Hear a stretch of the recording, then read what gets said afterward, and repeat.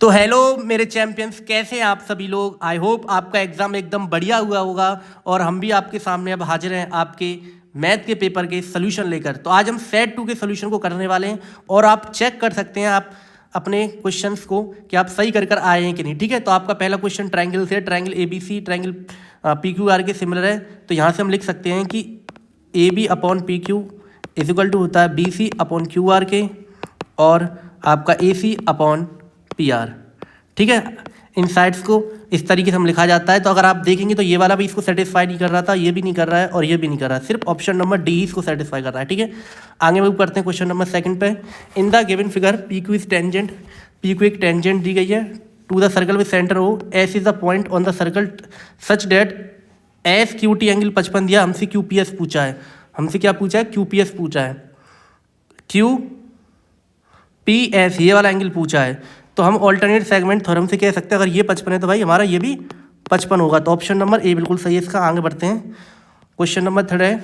तो इसे हम लिख सकते हैं A + 13D minus A minus 7D is equal to 24। A से A चला गया, इस यहाँ से बचा 6D इज इक्वल टू 24। तो D की वैल्यू यहाँ से आ रही है 4। ऑप्शन नंबर बी इसका बिल्कुल सही है। ठीक है, आगे मूव करते हैं।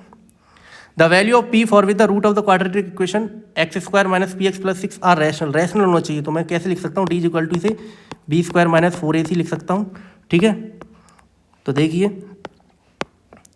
तो यहाँ से D क्या आ जाएगा मेरा B² की वैल्यू मेरी क्या है? P² minus 4 6 × 1। ठीक है, तो मुझे यहाँ से P की वैल्यू बतानी है, ये 24 हो गया। अगर रैशनल की कंडीशन है तो पक्का कैसा होना चाहिए? यहाँ पे हमें परफेक्ट स्क्वायर चाहिए। क्या परफेक्ट स्क्वायर चाहिए? तो यहाँ पर अगर मैं -5 डाल देता हूँ, तो आप देख सकते हैं 25 में से 24 गया, तो आपका एक परफेक्ट स्क्वायर होता है। तो ऑप्शन नंबर 20 का बिल्कुल सही हो जाएगा। ठीक है, आगे मूव करते हैं क्वेश्चन नंबर 6 की तरफ।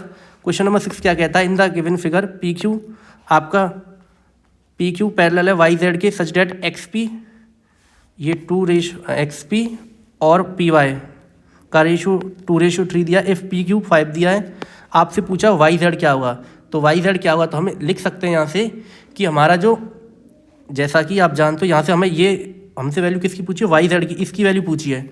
तो हम क्या कर सकते हैं? यहाँ से डायरेक्ट लिखेंगे। ठीक है, 5 वैल्यू PQ अपॉन मैं लिख सकता हूँ YZ। ठीक है, PQ अपॉन YZ, और यहाँ से मैं आगे लिख सकता हूँ आपका क्या, यहाँ पे अगर आप देखेंगे तो PQ अपॉन YZ, और यहाँ पे हो जाएगा मेरा XP upon PQ। XP upon PQ होगा कि नहीं? XP अपॉन PQ हो जाएगा। XP अपॉन PQ नहीं, XP अपॉन PQ नहीं होगा हमारा, यहाँ से होगा हमारा XY। ठीक है, तो PQ की वैल्यू 5 है, YZ की वैल्यू कितनी है हमारी? YZ की वैल्यू निकालनी है हमें, और XP हमारा कितना है? 2, और ये 5 है। तो इसका इससे क्रॉस मल्टीप्लाई करेंगे तो 25/2, तो इसका आंसर 12.5 आएगा। 12.5, तो ऑप्शन नंबर ए बिल्कुल सही है। आगे मूव करते हैं। देखिए 6 cos θ 1/8 दिया, तो भाई इसका sec θ की वैल्यू हो जाएगी 8। ठीक है, तो यहाँ पे लिख सकते हैं 8 × 8 - 1, 8 × 8 सॉरी +1 - 1, तो ये हो जाएगा 65/63 हो जाएगा। ऑप्शन नंबर सी सही है इसका। ठीक है, आगे मूव करते हैं। एक card drawn at random from well shuffled deck of 52 playing cards. ठीक है, तो 52 प्लेइंग कार्ड्स में निकाला गया है। The probability that is either a 10 और अ किंग। 10 और किंग की प्रोबेबिलिटी निकालनी है। ठीक है, तो हम जानते हैं नंबर ऑफ 10 कितने होंगे हमारे? 10 होंगे, कितने होते हैं एक कार्ड में? वो 52 कार्ड्स में 4, और किंग भी कितने होते हैं? 4 होते हैं। तो टोटल कितने होगा? 8 अपॉन 52, तो इसका आंसर आएगा 2/13। तो ऑप्शन नंबर 20 का बिल्कुल सही है। आगे चलते हैं। The line segment joining the ये डिवाइड द वाई एक्सिस। तो वाई एक्सिस पे दिया है, तो सिंपल है, देखो -4, -2, और ये हो गया 10, 4। अगर देखो वाई एक्सिस पे तो x 0 हो जाएगा, 0, y लिख सकता हूँ मैं। तो यहाँ से मैं आपका लगा लूँगा, वो फार्मूला लगा लेते हैं, सेक्शन फार्मूला। तो यहाँ से देखेंगे तो इसका हमें कुछ दिया ही नहीं, तो k/1 मान लेते हैं। तो k/1 से हो जाएगा आपका 10k -4 divide by k + 1 is equal to 0। तो 10k इज इक्वल टू 4, तो k की वैल्यू आ जाएगी 4/10। तो 2:5 आंसर सही है इसका। 2:5 कहीं दिया है, ऑप्शन नंबर ए बिल्कुल सही है। ठीक है, आगे चलते हैं। तो sec a upon root sec square ये होता है बेटा आपका tan स्क्वायर a, ठीक है, ये tan स्क्वायर a होता है। तो यहाँ से हमारा क्या आ जाएगा sec a अपॉन, ये बाहर निकल के आएगा tan a, इसे लिख सकता हूँ 1 अपॉन cos a, और इसे लिख सकता हूँ sin a upon cos a। तो ये ऊपर चला जाएगा cos a, ठीक है, ऊपर cos a चला जाएगा, तो यहाँ पे बचेगा cos a multiply sin a, तो इससे ये कट गया। तो कोसेक ए हमारा आंसर सही आ जाएगा, ऑप्शन नंबर सी सही है, ठीक है। आगे चलते हैं। ए वायर है attach from point a on the ground on the top of pole b c making angle elevation 60।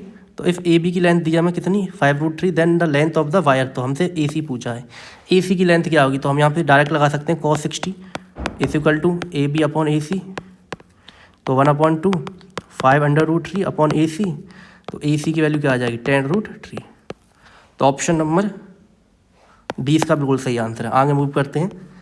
तो देखिए question number 11, if sum m product of the, देखो सम भी दिया प्रोडक्ट दिया, तो आपको बनानी है क्या, यहाँ पे आपको पॉलिनोमियल बनाना है, तो क्या हो जाएगा यहाँ polynomial x square minus sum कितना दिया है, तो माइनस माइनस प्लस हो जाएगा 3x और -2, यह सही है हमारा, एक्स स्क्वायर प्लस 3x -2, ये हमारा कहाँ पर दिया माइनस, नहीं सॉरी प्लस होता, माइनस ही होगा, ये माइनस होना चाहिए, क्योंकि एक्स स्क्वायर माइनस आपका होता है एक्स स्क्वायर माइनस होता है सम ऑफ रूट प्लस होता है आपका एक्स। तो ये ऑप्शन नंबर, इसमें कोई और तो मैच कर ही नहीं रहा, आपका ऑप्शन नंबर सम दिया है आपको माइनस का ट्री, तो x square minus minus plus 3x, और आपको रूट दिया, और आपको दिया है प्रोडक्ट दिया है माइनस का 2, ठीक है, तो यही होता है हमारा। तो इसमें कहीं ऑप्शन दिया ही नहीं है, एक्स स्क्वायर, चलो इसको माइनस में मल्टीप्लाई कर लेते, तो माइनस का एक्स स्क्वायर माइनस की 3x और ये प्लस का 2 हो जाएगा। तो ऑप्शन नंबर बी सही है फिर इस हिसाब से, तो ऑप्शन नंबर बी हो सकता है, ठीक है। आगे चलते हैं। Meena calculate the probability of her winning the first prize in a lottery 0.08, probability इसकी 0.08 की है, ठीक है, 0.08 है। If total tickets were sold, तो 800 टोटल टिकट बिक चुके हैं, the number of ticket bought by her, तो इसका सीधा मल्टीप्लाई कर दो इससे, ये 2 0 से दूर गई, तो आंसर आएगा 600, कितना आ जाएगा यहाँ से हमारा आंसर आना चाहिए 8 8 64, ऑप्शन नंबर ए सही है, ठीक है। आगे चलते हैं क्वेश्चन नंबर 13 की तरफ। क्वेश्चन नंबर 13 क्या कहता है हमसे, a conical cavity of maximum volume is curve out from a wooden solid hemisphere of radius 10 centimetre, curve surface area of the cavity curve is, तो हमें ये निकालना क्या बेसिकली, कॉनिकल कैविटी है किसके अंदर, हेमिस्फीयर के अंदर, तो हमें इसका वॉल्यूम निकालना है। तो क्या होगा, इस देखो जो इसका आर होगा वो इसके एच के बराबर होगा, हाइट और रेडियस बराबर हो जाएंगे, तो यहाँ से मुझे पाई आर एल निकालना है, ठीक है, पाई आर एल तो निकालना है। तो 3.14 मल्टीप्लाई रेडियस मेरी 10 है, और एल की वैल्यू कैसा निकालूंगा, h square plus r square, तो 10 + 10 तो हो जाएगा 10√2, तो 10√2 हो जाएगा ये, ठीक है। तो इसका मल्टीप्लाई करेंगे तो कितना आएगा 314√2, यह है कहीं ऑप्शन में, तो ऑप्शन नंबर ए बिल्कुल सही है, ठीक है। तो चलो 14 पे चलते हैं। While calculating mean of group frequency distribution step deviation method was, ये हमें दिया, it was found at mean दिया 64, एस दिया 5 एंड ए की वैल्यू 62.5 दी है, तो हमें निकालना है न्यू बार। तो इसकी वैल्यू क्या, इसकी हम जानते हैं फॉर्मूला क्या होता है, mean is equal to a plus h, ठीक है। तो 64 is equal to 62 5 plus 5 new, तो ये हो जाएगा इधर आके 1.5 इज इक्वल टू 5 न्यू, इससे ये गया तो न्यू बार की वैल्यू आ गई 0.3, तो ये 0.3 इसका आंसर हो जाएगा, ठीक है। आगे चलते हैं। द एरिया ऑफ सेक्टर आपको दिया, the area of sector of a circle of radius 10 centimetre, ये दिया है। The value of the central angle, तो theta is equal to 360 multiply pi r square is equal to होगा मेरा 55.3, theta upon 360 multiply 22/7, इसका multiply करेंगे तो 100 हो जाएगा वो, और ये हो जाएगा आपका 55.3, ठीक है।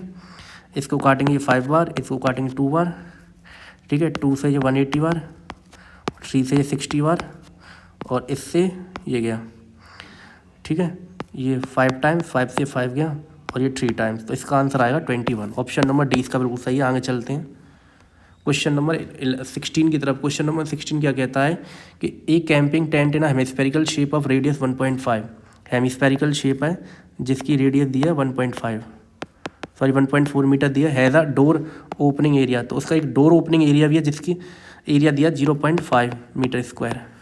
तो आपसे पूछा outer surface area of the tent क्या हुआ, तो outer surface area of the tent निकालना है। तो सबसे पहले हम इसका निकाल लेते हैं, सी ऐसे 2πr², 2 × 22/7 मल्टीप्लाई 1.4 का होल स्क्वायर, तो ये आ जाएगा 2/22/7 मल्टीप्लाई 1.96, ठीक है।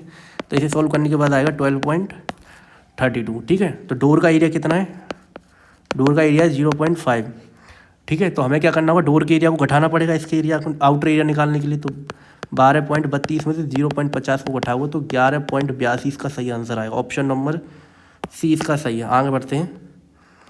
Which of the following can not be the probability of event, तो कौन सी इसमें से प्रोबेबिलिटी नहीं हो सकती, ठीक है। ये हो सकती है, ये भी होगी, पॉइंट हटा के 0 बढ़ाओ तो 50 हो जाएगा, ये नहीं हो सकती। ऑप्शन नंबर सी, इसका आंसर सी सही है, ठीक है। नॉट पूछा है तो ऑप्शन नंबर सी के साथ हम जाएंगे, ठीक है, कोई दिक्कत। अब आगे बढ़ते हैं। अब हमारा क्वेश्चन नंबर ये था, द वैल्यू ऑफ के फॉर द इक्वेशन है रियल एंड इक्वल रूट, तो डी = हमें क्या करना होगा 0, डी = 0 करना होगा, ठीक है। तो मैं लिख सकता हूँ b² - 4ac = 0, तो ये हो जाएगा 36 - 4 × k = 0, तो 36 = 4k, ठीक है, सही कर रहा है ना। b² - 4ac, तो यहाँ पे गलती करती थोड़ी सी, इसे हटा देते हैं। देखो b² - 4ac = 0 करना है, तो 36 - 4 × k = 0, 36 = 16k हो गया, ये 9 टाइम्स गया, ये 4 बार गया, तो 9/4 के की वैल्यू 9/4 आएगी। ऑप्शन नंबर ए बिल्कुल सही है, ठीक है। अब आगे चलते हैं, ये रहा। तो असर्शन दिया है, तो the system of linear equation 3x - 5y and -6x + 10y + 14 = 0 inconsistent. सही बात है, अगर आप देखेंगे तो दोनों ही क्या है, ये पैरेलल लाइन्स हैं, तो पैरेलल लाइन्स कैसी होती हैं, इनकन्सिस्टेंट होती हैं, तो असर्शन बिल्कुल सही है इसका, ठीक है। तो when two linear equation does not have unique solution they always represent parallel line, ये बात बिल्कुल गलत है, ये गलत है। तो ऑप्शन नंबर इसका सी सही हो जाएगा, ठीक है। आगे मूव करते हैं क्वेश्चन नंबर 20 की तरफ। HCF 36m² 18m का 18 होगा एलसीएम, बिल्कुल सही बात है। 2 × 18 m² लिख सकता हूँ, इसे 18 × m लिख सकता हूँ, तो यहाँ से मेरा एलसीएम 18m ही आएगा, तो ये तो सही है बिल्कुल सर्सन। रीज़न की बात करें तो हमारा रीज़न क्या है, the HCF of 2 number always less than और equals to the smaller number, ये बात भी बिल्कुल सही है, ठीक है। बट ये इसके एक्सप्लेनेशन को तो करेक्ट नहीं बता रहा ना, दोनों बातें सही हैं, both assertion reason are true but reason R is not the correct explanation of assertion a. Option number इसका बी बिल्कुल सही हो जाएगा, ठीक है। तो चलिए सेक्शन बी अगली वीडियो में करेंगे, फिलहाल आप सेक्शन ए को चेक करिए। Thank you.